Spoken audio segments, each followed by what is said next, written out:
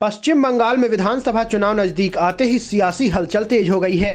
नेताओं की जुबानी जंग बढ़ रही है तो दल बदल का सिलसिला भी शुरू हो गया है। अब उत्तर बंगाल के करसियांग से भाजपा विधायक विष्णु प्रसाद शर्मा ने पार्टी छोड़कर सत्तारूढ़ तृणमूल कांग्रेस का दामन थाम लिया है। बंगाल के शिक्षा मंत्री और महिला व शिशु कल्याण मंत्री की मौजूदगी में कोलकाता में तृणमूल भवन में उन्होंने तृणमूल कांग्रेस पार्टी का झंडा थाम लिया।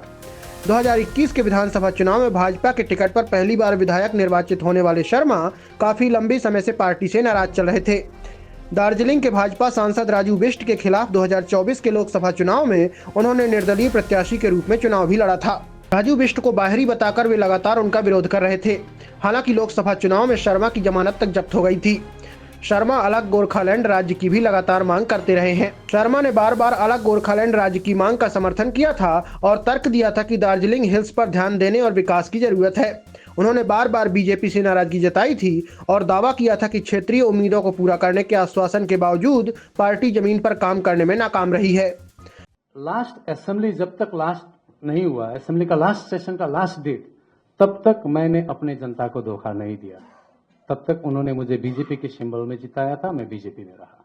भले मैं अंदर विरोध करता रहा, आपने देखा मैंने अपनी ही पार्टी के खिलाफ विधानसभा के अंदर मैंने धरना भी दिया था, फिर भी मैंने अपनी पार्टी को नहीं छोड़ा। तब ये उसूल की राजनीति है, मैं उसूल पर बोल रहा हूँ। जी, आप लगातार गोरखालैंड के आंदोलन से जुड़े थे और अगर इस सरकार की बात करें, बंगाल सरकार ने कभी भी गोरखालैंड को सपोर्ट नहीं किया है, लेकिन आपकी आइडियोलॉजी के अनुसार आप जिस तरह से जुड़े थे गोरखालैंड आंदोलन में, तो आपको क्या लगता है कि ये सरकार में गोरखालैंड को लेकर कोई सोल्यूशन निकलेगा, जो आप लोग हमेशा कह रहे हैं कि इसमें परमानेंट पॉलिटिकल सोल्यूशन? सबसे पहले आपको एक चीज बता दूं, ये सब्जेक्ट किसकी है? एक सेंट्रल सब्जेक्ट होता है, एक स्टेट सब्जेक्ट होता है, स्टेट कंकरेंस लिस्ट और सेंट्रल कंकरेंस लिस्ट।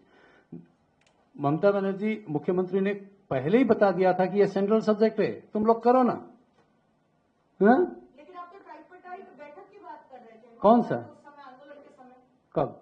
जब गोरखालैंड आंदोलन हो रहा था तब तो आप लोगों ने। ठीक है, ट्राइपार्टाइट नहीं हुआ, बाईपार्टाइट आप क्या कर सकते हो करके दिखाओ ना। फिर आप जनता को गुमराह क्यों कर रहे हो? हालांकि विधानसभा में बीजेपी के एक नेता ने कहा है कि शर्मा का अपने चुनाव क्षेत्र में कोई सपोर्ट बेस नहीं है और वह लंबे समय से पार्टी के संपर्क में ही नहीं थे।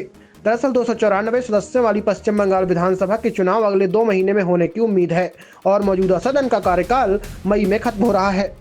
दोस्तों, आप पश्चिम बंगाल में किस विधानसभा क्षेत्र से हैं और आपके अनुसार इस बार पश्चिम बंगाल में किसकी सरकार बन सकती है, हमें कमेंट करके बताइए। खबर पसंद आई हो तो चैनल को लाइक, शेयर, सब्सक्राइब करना ना भूलें। धन्यवाद।